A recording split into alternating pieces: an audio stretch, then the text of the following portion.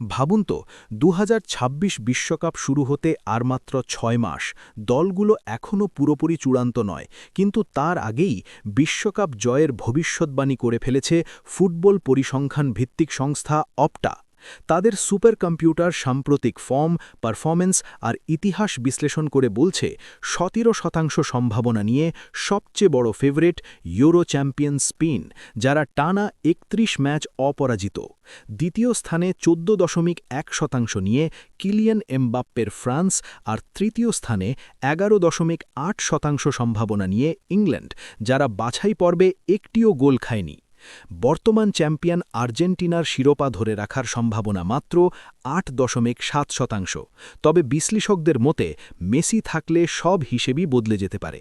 সবচেয়ে বড় চমক হল ৫ বারের বিশ্ব চ্যাম্পিয়ন ব্রাজিল, মাত্র ৫.৬% সম্ভাবনা নিয়ে তারা তালিকার ৭ নম্বরে, আর রোনালদোর পর্তুগাল আছে ৬-এ।